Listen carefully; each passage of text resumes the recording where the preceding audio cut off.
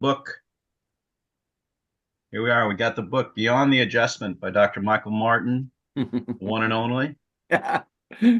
Wonderful story of his story. Some insights on his journey from goodness, from a 9-year old to a 60-year old here now, uh, and how he built and kept a amazing chiropractic practice and life on track. Great story. Great story. My first question, Mike, is always looking back, how do you not uh, clean it up? Or, like I always say, a lot of consultants, I'll use that term, right? When they look back, they think they did it this way, when in reality, so much of it, particularly the level you functioned at and the people we kind of rub elbows with, it was much more, heart based, heart and effort, right? Based Yeah. than procedure based. Which I'm glad you keep, you mention it, but I think that's not the heart of your book. But looking back, how do you keep it as, I don't know if pure is the right way, or Yeah. the clarity. Um, Yeah. Um, I think if I reflect back on it, initially, if you would ask me this, 20 years ago, I would have said it was my disciplines. Um, but I think the reality is my disciplines were so strong because I fell so hard for chiropractic. I had an experience. They always say, "Do people change?" Right? And I think my first knee-jerk reaction to that is, no, people don't change. They change if they change at all. It's usually in response to a life-threatening situation. So my life changed at a young age because of a life-threatening situation. And because I was so young and I really didn't have a philosophy, a foundation, a worldview, I was a kid, right? If right. if if my bicycle worked and I had a ball game that day, that It's a that was good my day. yeah, that was a great day. And then all of a sudden this thing happened to my brother that changed our lives dramatically. And then within less than 2 weeks, it was changed dramatically again by an adjustment, right? So on some level, um, that was a foundation or a cornerstone or an anchor, or whatever metaphor you want to use, in my heart for the love of the adjustment. So, how did I keep it pure? I honestly didn't think there was any reason not to keep it pure. That's a simple answer, Right. right? Simplicity on the far side of complexity, right? I saw it change a life, a family, and quite frankly, I didn't feel the need to adulter that. And maybe I wasn't smart enough to adulter that, right? And on top of that, I had no I had no desire to chase the dollar. So yeah, I guess that's the triunity for me, right? Right. Yeah. Did that answer your question? I think so. Yeah. Yeah. I think somewhat that, I think too that in practice, my observation was, for many people, well, and your uncle's a good example of this. They have these major wows, oftentimes very, for lack of a better word, negative: death, loss, Mhm. divorce, those sorts of things. And then clarity comes to them, or choice, or opportunity, however, right? Yeah, all the above. In crisis there is opportunity uh, to get it. And I've always, even though when I really think about it, I've had it my fair share, that it shouldn't require a wow to choose to, says I would just say, to go for it, right? And go for it is you know different for different people, but really to, I always felt, to dedicate yourself to, um, I'll use the word self improvement, because if you improve in one area, you can improve in all the areas. But if your thrust is for that, Hmm. for the purpose of love and service in whatever your endeavor is, then you have an opportunity for that purposeful success or mission-based success and that sort of Right. thing. So it's interesting that you had a couple wows, a big one at 9, of Yeah. course, and then another at 24 uh, Right. that propelled you. Do you think you had, how about that? Do you think you had any more after that? How about Um, moving forward? did it to that degree? No. Um, but to a lesser degree all the time. Why? I guess because I expected them. I was open for them. From the simple chronic baby that, or a colicky baby that, the adjustment takes it away, or fever that's spiking and the adjustment takes it away. I had a young lady who was diagnosed with MS, and, 3 months later, they're telling her they don't know what happened, but they don't see the signs of, yeah, to a lesser degree, certainly. Um, I expected them, and my care plans were such that I would see them, right? So Right. now, but then you Yeah. start to see it in other things, Terrence, right? You start to see it in the birth of your kids, Right. whatever that is, you know? No, yeah. I mean, like I said, I was always pleased in the group that lots of people, I always said, would stand up at the share and have these wows, and they're always very profound and mostly devastating, Hmm. right? And it was sort of my mission to stand up and say, I didn't have a wow in my practice still grew, Yeah. or I had this wow, and I sort of did, and I didn't recognize it as a wow. I just thought it was part of life, you know. Commonplace for us.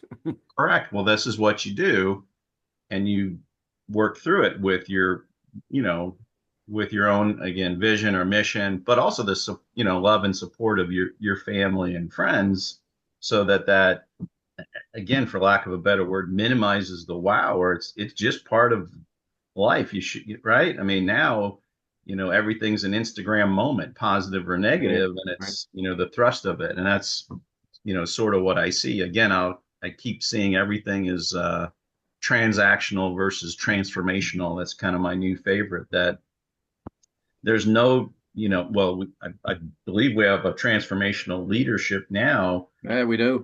but it's so uh, Isn't it wild that it's so shocking controversial? to yeah, it's shocking to people because it's not transactional. Yeah. They want nothing other than success of others. That's what real leadership is, in my mind. And we don't have that in chiropractic. I'll keep saying that. We're doing Brad, what you got?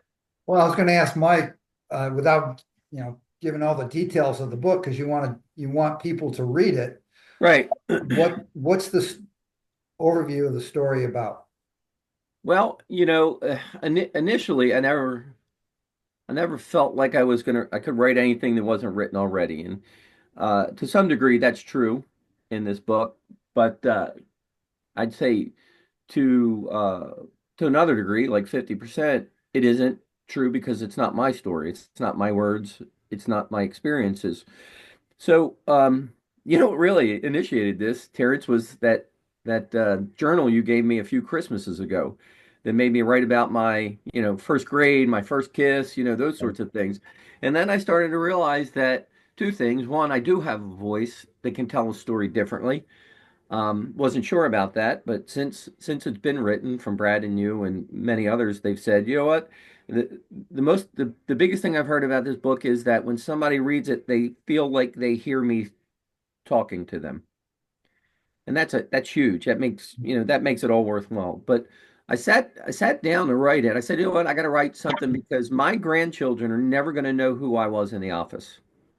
They're not. We had them late. Um, and they're just not going to know who Pop was as a chiropractor. Will they know chiropractic? Yeah. They get adjusted, yeah, but they won't know me in that massive office just, going at it. So I felt like I had to tie a story in my early life because I don't know much about my dad in his early life and who I was as a chiropractor. And I I had been talking about these things that I recognized over 25 plus years of coaching chiropractors these similarities or these traits that everybody that did volume and had a happy, let's just say happy life, right? They were all attached to these five things. Sure, were there other things? Sure. They had a worldview. They were deep in their faith, and that's that could have gone in a book too. Can fit in one of the five categories. But if we're talking about chiropractic as chiropractors and being successful in the practice, there were five things. Um, and that's what I wrote about. I wrote about those five things, and then I put a personal story after each one. Um, yeah, Yeah, I'd and agree. Your tone is very conversational. thanks. That's Look, yeah. and So I'm quite sure that any chiropractor, and really, you know what, I looked at this in regards to other small business owners, and it applies. You know, um, if you look at these five things, for us, it's faith in the principle of chiropractic. We have to believe it, we have to love it, we have to understand it, we have to attach to it. It's got to be in our core. It's like the pot and pan salesman, right? The one that sells the most is the guy that is in love with his pots and pans, right? So we have to be in love with our principle, uh, which is tough because we can attach the word faith to it as opposed to a tangible pot and pan, right? So there's a little bit of faith. But I think that's number one. I think that's what drives everything for me. I'd be happy to argue with that with other people, but then you have to believe in yourself, right? There's got to be a core belief in your abilities, right? Who you are, some confidence, whatever you want to attach to that belief. You have to be secure in who you are. You can't walk into the office every day with doubts, doubts of in the faith, but doubts about yourself, right? right. And I think part of that, and I made this one of the other ones, is you have to believe in the ability of you to deliver that message, not just the adjustment, the method, that message. And I think that comes along with having a, for lack of a better term, a system, right? Some policies, some procedures, and you have to be confident in your ability to deliver an adjustment. That's number three. So you have the faith in the principle, you have the confidence in yourself. Now you have the a system to put those two together and deliver them to the patient, right? That's big. That's the big Yeah. three. But look, we're in a profession where we get pardon my language, we get the shit kicked out of us every day, don't we? Yeah. Whether it's people's non-belief in what we do or they want to get better in 2 days after not being well for 15 years. So we get the shit kicked out of us. So unless we have some sort of community, some sort of group like us, I've had it my whole life, where we can get together, talk about these things, support each other, give each other ideas of how to be better at handling those things, give each other ideas about being disciplined. I think that's huge. I think that nobody is going to be an island in this profession. It's just impossible. And I'll go so far as to say, now I have examples of this not being true, but not many. Most really, really successful chiropractors have a spouse that is either in the office or is part of the office, right? You know what I Yeah. mean? You guys certainly know what I mean. Absolutely. And on top of that community, I think which is really large, and Terrence is always big on this. I've heard him speak about it for probably 30 years. You have to have some mentorship, you know? Community is one thing, but you got to have that mature guy or gal or that someone you look up to that's smarter than you or whatever value you want to assign to that, right? Whether it be in all facets of your life, not just Right. chiropractic, right? Religion, socially, whatever, whatever your spokes in your wheel are, right? You have to have those mentors. I've had many through the years, right? Some of them had filled two positions, right? Um, and then if you put all that together, the last thing you have to do is you got to work really, really hard, right? You don't have to work a lot. That's the people sometimes think work hard means work a lot. I don't believe that.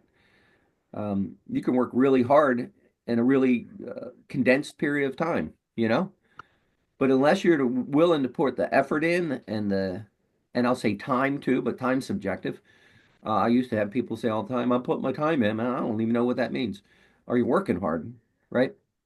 And I think that's the last thing. Now, you can work hard and not have the other things and work yourself right into debt and right out of the office. So that's why I put that last. You better get the other ducks in a row and then apply that effort to it, right? Right. So that's the overview of the book. Um, and then, the That's big good. thing for me is always been street credibility, right? So as I'm going to they give you these five things, there are a lot of chiropractors that are going to read this that don't know me or my story. So guess what? I give them me and my story. There's a foundation, there's meat, there's credibility to the five things that I put in there. And I challenge or I ask anybody that reads it that doesn't know me, find somebody that does and ask them, am I perfect? No. Can I be an ass? Yes. Right? I would, Can I not do these things? Sure. But do I do them majority of the time? Yeah, absolutely. Right. And Absolutely. I've done them in all aspects of my life, right? And Well, we can that's where credit we, that's we can that's the secret, right? That's yeah, the we can credit my parents with that. Absolutely 100%. And my grandparents because they were all really, really hard workers. They were all very faithful. If I asked them if they knew what their worldview was, they would look at me sideways. But if we investigated it, I damn well sure know they had one, right? So that was the foundation for that. And the foundation from chiropractic came from SIG, no question about it. So, right. well, No, that's a nice summary. I think too that the other part of it is that two things that as chiropractors we are lucky as a profession if people explore it a little bit that you have the opportunity to find a philosophy, but you also have the opportunity to, because chiropractic was always associated with self improvement, so speakers who are trying to have you goal orientated, mission orientated, mhm. all those sorts of things, which will drive you to a philosophy, to these sorts of things, more so than I believe any other profession, um, as far as self improvement. I don't know how many accounting seminars where they would have, Charles Tremendous Jones or, some sort of motivation. Maybe now, but we were Yeah, lucky going back to my dad's time. And then second, and kind of the other side is you could actually apply all these principles, Mike, even if quote a chiropractor is a pain based chiropractor. yeah, sure. But I also think that the maturity in the profession, you can start there. I think in some ways we've all lived there at different points in our, that's the nobody wants to say that even SIG was had to deal with a lot of symptoms, no matter Yeah. how you're trying to, but doc, it hurts right here, or whatever it might Yeah. be. And so it's kind of okay as long as you're looking at it as an opportunity to grow and you continue you're curious to search, hey, why Or is that Mike Martin guy mm-hmm. fill in the blank or Brad Robinson Mm-hmm. or Joe Schmo? And that comes back to community. And then you have the courage to ask. And I think that's again where young chiropractors or the whole generation of them, they're not asked. Nobody wants Mm-hmm. to ask anybody for help because unfortunately, there's a lot of people who don't want to help, right? They see you Right, as right, competition, right. Or they and or we they got to get over that. Yeah. yeah, or they want to help at a fee. It's outrageous, right? Yes, But even worse, a crazy feat, right? Everybody's trying to make, yeah, again, back to the transactional yeah. versus transformational. What's in it for me type of attitude. Yes, yes. Yeah, yeah. I know that the kids coming out of college for the most part don't ask because they think they know everything. But then when they fall on their ass, then maybe they get a little more willing to ask, right? I don't You know. hope, right? You really do hope, or is it just going to continue to be the 50 or 60% of them fail? Hmm. And that the schools aren't preparing them to actually have some level of success by exposing them to or maintaining some sort of mentorship or whatever. Somebody should be affiliated with the schools to Hmm. Right. tell them those things or, like I don't know, what do you, I don't know what the heck it is, should be in their HR that, I always said that every graduating class should have to go through, some sort of report of findings training, how to do an exam. Here's your layout. Do you want to do this or this or that? Whatever it might be. Yeah. Um, have, how to do an exam in the real world. Yeah, right. Right. A little bit of code, even coding, right? You got to know how to do that because whether you're a cash practice or not, you still got to know what's right and wrong. Yeah. But I think you get more of that in school than you do of how to do a report of findings. yeah, probably, Yeah. yeah, they probably are teaching the coding. They're not teaching how to actually do an honest report with the patient and give some decent Yeah. recommendations. Yeah, Or it's taught, or whatever's taught by someone that's never really done it Yeah. or Right. yes, failed in it, rather than somebody that has succeeded in the process. Hmm. Uh, because there's no incentive for that doctor to do that other Right. than to train more doctors. So well, that's that's why my old developing adage. that community is so important, because they're not getting it in school and they're getting a lot of misinformation. I Sure. know with the interns and the associates we've had over the years, my son included, there's a lot of deprogramming that goes on right from the start. First of all, getting away from the fear of adjusting somebody. That's probably the I can biggest tell you thing. firsthand experience, and this speaks to both of these things, is that um, you one of the reasons that the schools don't want people like us on their campus, or they don't mind us on the campus, but in their program, is that when we get up and speak, we contradict a vast majority of what their professors are saying, and they don't want that. No, Obviously, they don't want that Right, because um, then you discredit what they're learning, right? You can't do that. So that's a huge reason. I've had people actually come right out and say, look, while you're teaching this class, you can't poo-poo the instructor. And I'd be like, okay, so you tread lightly. And then when you get the question, you say, well, that's good information, but this is what I find out in right, my practice, right? You have to temper it, which is unfortunate. It's interesting, Patrick. I'm thinking, I was talking to Patrick, the student at in chiropractic college, and he's fired up about the philosophy. He really is, and he said that one of the questions he hears from the students is they don't understand how they can teach the principle while they're in practice. How they can take the time to talk to the patient about the principle. And I said, look, you're not going to learn that. Probably not going to learn that in class. But I promise you, when you come out, we'll teach you that. right, You know, they don't teach them principle-based procedures. Nobody does. because they have to follow CCE. Yeah, that's true too. Yeah. That's part of the problem right there, is that CCE has directed the chiropractic schools that you've got to teach this Yeah. curriculum so that you can pass the boards Mhm. and then get out into Yeah, practice. yeah, And yeah. that's where the struggle occurred. All right, so to all you students out there, when you get out of school, call us. Or pick up start the book. pick up Start the with the book. book. Yeah, So one well, question I yeah. have for you, Mike, Okay. is how did you develop your community as a student and as a practitioner? How did I develop my community? Your community, your support groups, things like I that. think when we were in school, Brad, I don't know that I developed it as much as I went looking for it, right? When we were in school,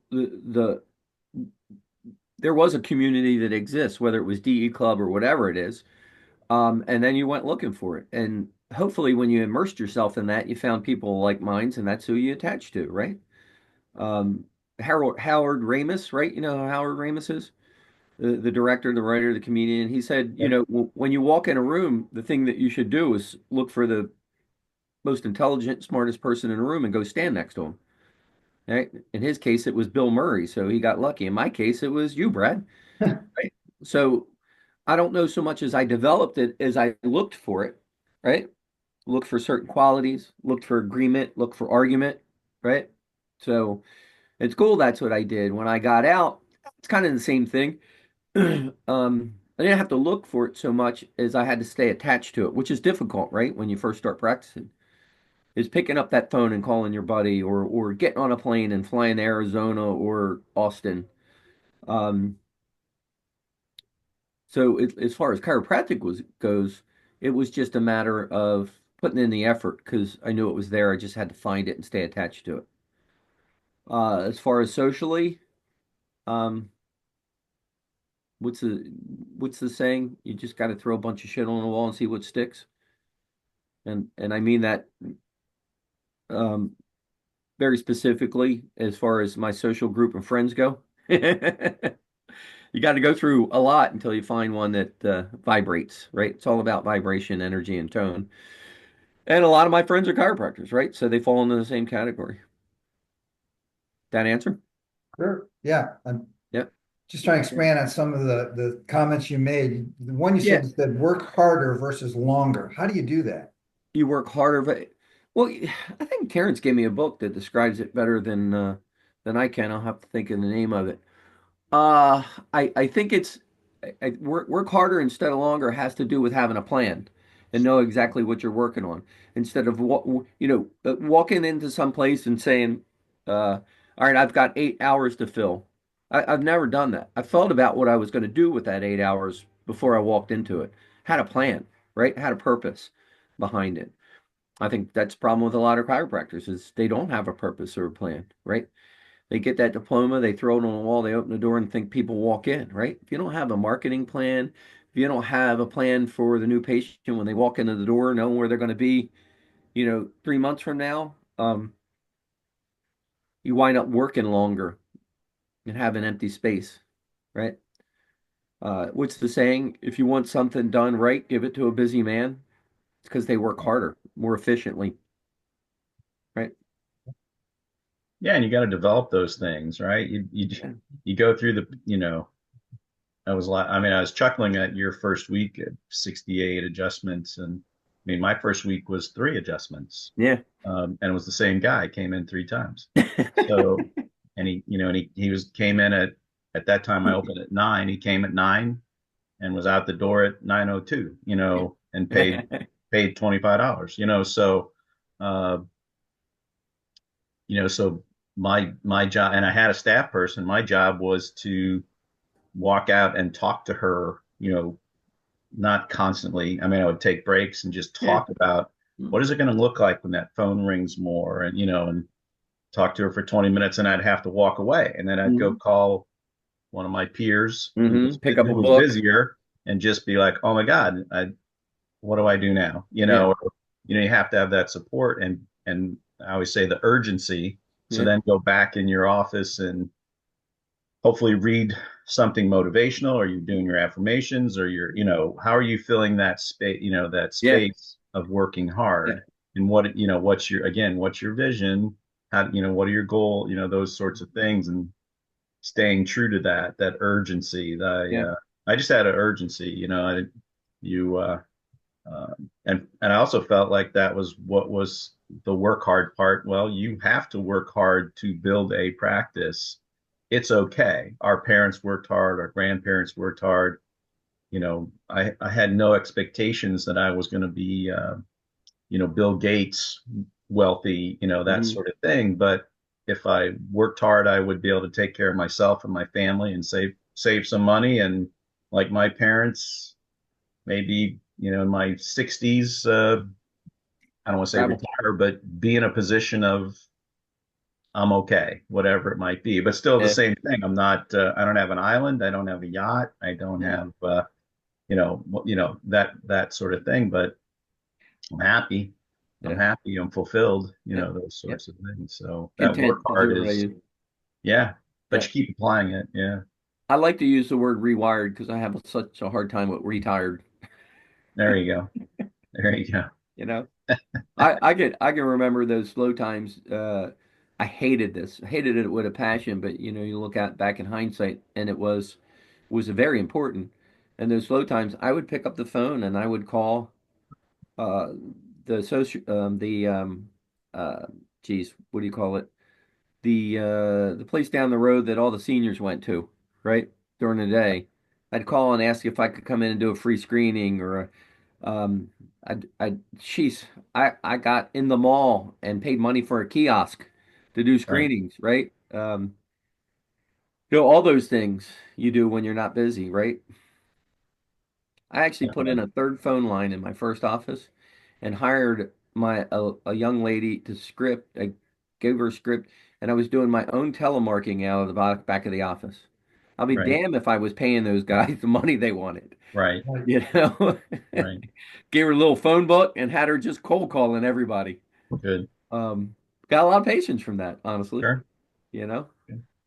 Hey, But that's Brad, definitely also good I'm work. building community that, I still, think of how many people and, when you come out, if you just say you're a young chiropractor and you call the chiropractors in your community, I don't, somebody's going to let you come and talk to them. Hmm. And then they're going to know somebody and they're going to know somebody. Yep. And as long as you're, you know, asking, and it's not about, I'm not big on somebody following me around. Just meet the people, see their practice, let them describe their practice to Hmm. you and their experience. And then when you're done, ask them who else that you should Yeah. talk to. Don't Because, ask them for forms. yeah, yeah, ask them who to talk to because everybody knows who you should talk to Yeah. most times, Yeah. whether they like him or like whether they like that other doc or not. Yeah. They'll know who's successful Yeah. or who's doing That's why. whatever, and then go and talk to them. Mhm. But make sure you thank the person. Make sure if they gave you something valuable, keep in touch. I mean, that's how I built my community. And then the same thing coming out to Maryland. I always say that I don't have any other friends that aren't chiropractors. Not really. I mean, I have my one best friend I grew up with back home. That's it. I thought we were just supposed to. I say it all the time. I thought I was just supposed to hang out with chiropractors. So Right. that's all I talked about. That was the community, and every chiropractor that I hung around with at least was working on improving Yeah. themselves, Yeah. growing their practice, having a family, those core things. And so that's who you surround yourself with.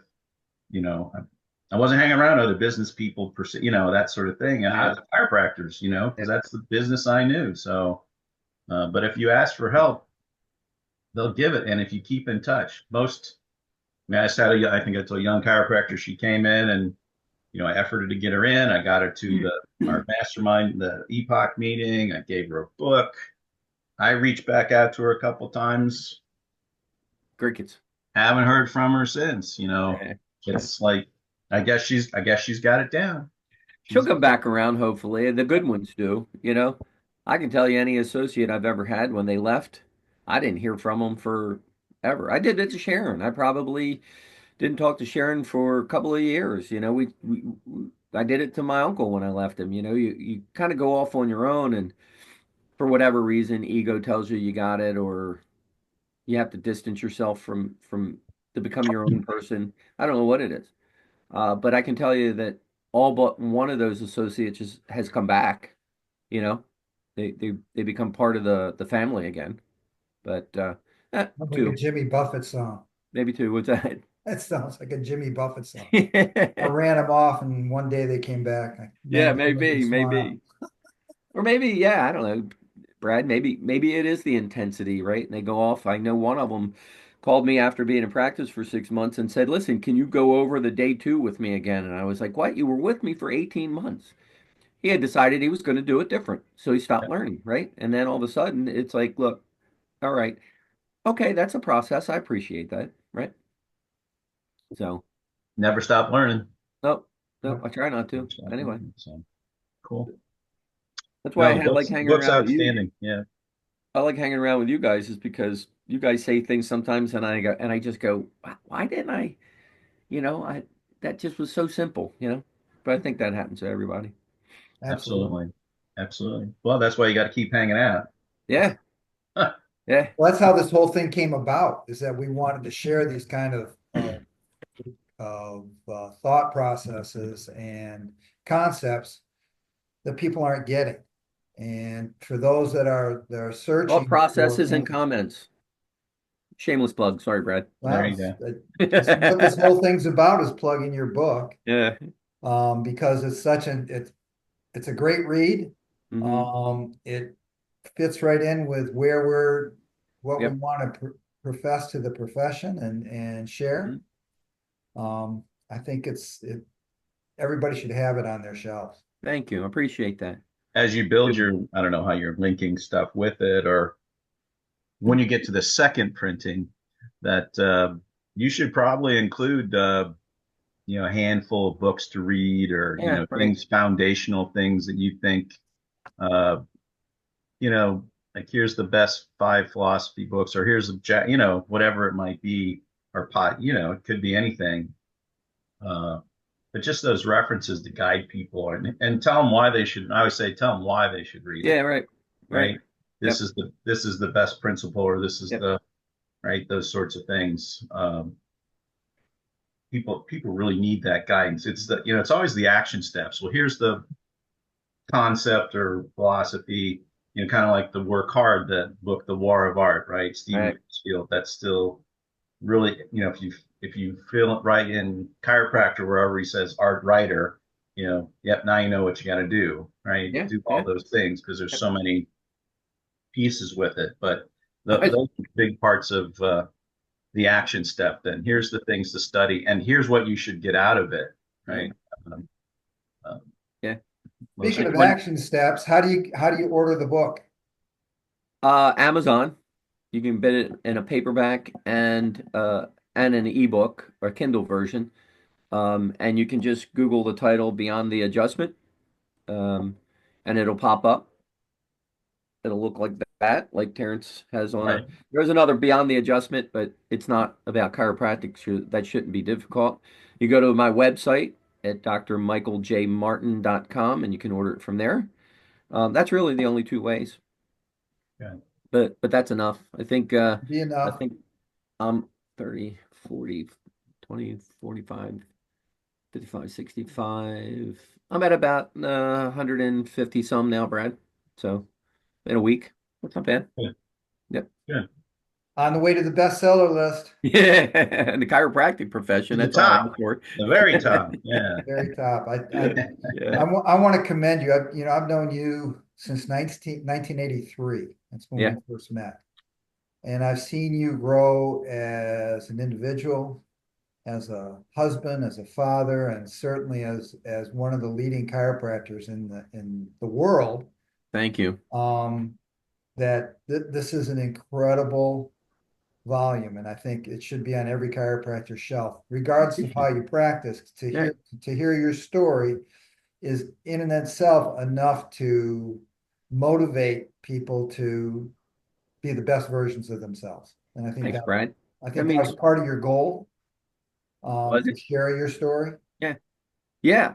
After leaving the daily practice, being in there throwing spines around all day, every day, my goal was to look, I'm not going to stop chiropractic, you know, reading it, living it, talking about it, and writing it. So, I stepped aside and let Dr. Jason take over. You got to give these young guys an Mhm. opportunity, right? Can't stay there. I felt like I was stealing space from him, and it was time for me to do something else. So, yeah, that was part of my plan. Good. Um, Well, I've wanted to write a book for a long time, but I kept telling myself that I just didn't have anything new to say.